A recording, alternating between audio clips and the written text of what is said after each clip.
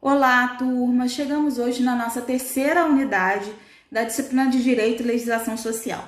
No nosso encontro de hoje, inicialmente eu pretendo discorrer um pouco sobre a Constituição Federal de 1988 a partir do seu tripé da Seguridade. Posteriormente, eu irei trazer uma discussão mais aprofundada sobre a saúde dentro dessa lógica da Constituição Federal de 1988. Então, no primeiro momento, eu queria trazer o conceito de tripé da Seguridade Social. O tripé da Seguridade Social previsto dentro da Constituição Federal de 1988, ele é formado pela saúde, pela previdência social e pela assistência social. E o que difere cada uma delas? Quando nós pensamos a saúde a partir da Constituição Federal de 1988, é muito importante que nós possamos entender a saúde dentro de uma concepção universal. Então, o que representa isso? Toda a população brasileira tem acesso à saúde de forma gratuita e essa responsabilidade é competência do Estado. Por muito tempo, a saúde ela esteve atrelada à contribuição. Então, as pessoas que tinham acesso à saúde eram justamente aquelas pessoas que tinham um emprego formal. Então, aquelas pessoas que não estavam inseridas nesse mercado formal, ou elas tinham acesso à saúde a partir do sistema privado, ou elas tinham acesso à saúde a partir da benevolência, das santas casas. Mas, a partir da Constituição Federal de 1988 e com a consolidação por meio do Sistema Único de Saúde, o SUS, nós observamos que a saúde ela passa a ser pensada de forma universal e ela deve ser oferecida à população gratuitamente. Dessa forma, ela não é contributiva. Diferente da saúde, a previdência social, ela se torna contributiva. Na verdade, ela sempre foi contributiva, né? Então, o que representa isso?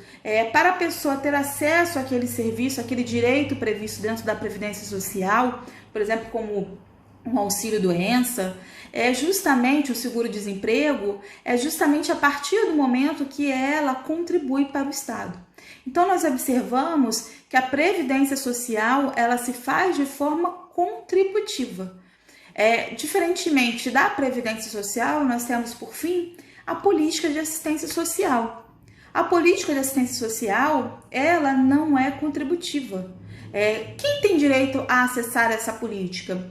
Justamente, por mais que a gente entenda a política de saúde como universal, como todos têm acesso à política de saúde, a política de assistência ela parte da perspectiva de que ela deve ser oferecida a quem dela necessitar. Então, por exemplo, quando nós pensamos no programa Bolsa Família, o programa Bolsa Família ele é oferecido para toda a população? Não. O programa Bolsa Família ele tem um recorte de renda. Então, nós observamos aí que há condicionalidades previstas dentro do programa Bolsa Família, mas principalmente há um recorte de renda. Então, a população que tem acesso àquele programa é justamente aquela população que está em maior vulnerabilidade social. Então, nós observamos aí que a política de assistência desse viés, ela é justamente pensada para quem dela necessitar.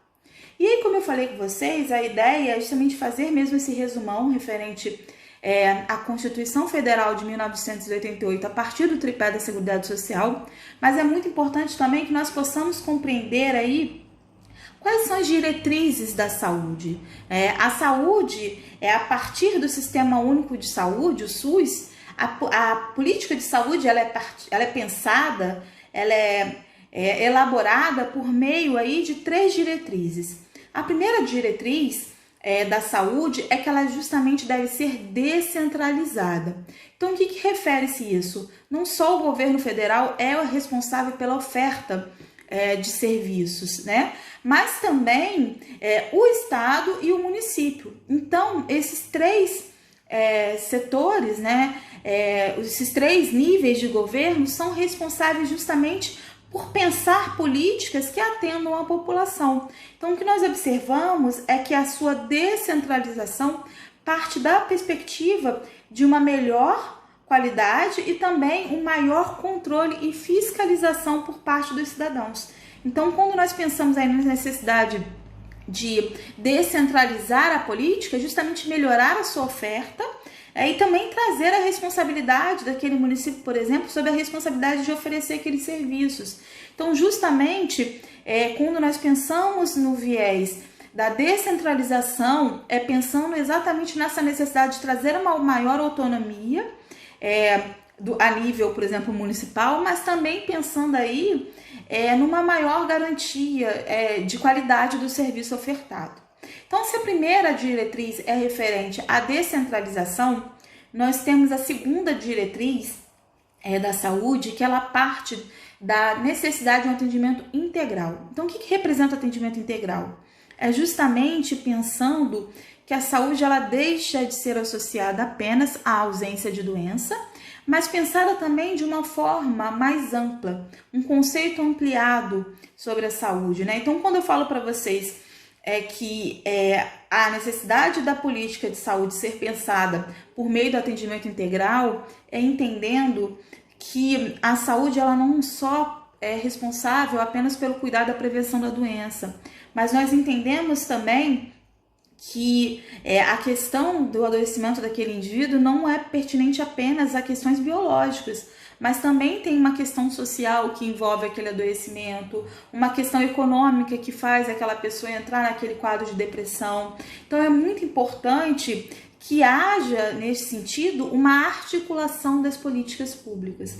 Então você não consegue trabalhar na saúde de forma integral se você não faz essa associação, esse fortalecimento de rede, seja com a rede de política de assistência, seja com a rede de educação, seja com a rede de proteção ao idoso. Então é muito importante sim que para que haja esse atendimento integral, nós possamos justamente pensar na necessidade aí de um trabalho articulado com outros parceiros.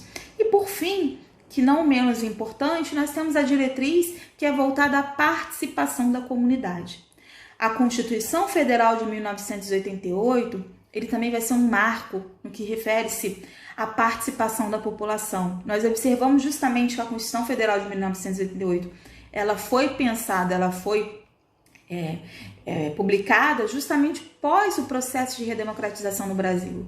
Então, nós observamos justamente a necessidade de uma maior participação da população dentro da política pública, participando desde o seu processo de elaboração, também se fazendo presente dentro dos seus processos de monitoramento e, por fim, da avaliação daquela política. E como que a população ela pode se fazer presente, pensando nesse viés da participação da comunidade? Pode se fazer presente desde do Conselho da Saúde, Conselho Municipal da Saúde, por exemplo, a nível municipal, assim como reuniões, assim como conferências de saúde. Então, assim, é muito importante que seja resguardado, sim, esse viés, essa necessidade de trazer a população para pensar a política que vai ser ofertada a ela. Porque a partir do momento que nós garantimos essa participação da população, nós conseguimos garantir uma maior efetividade daquela política e também uma maior qualidade daquele serviço que é ofertado.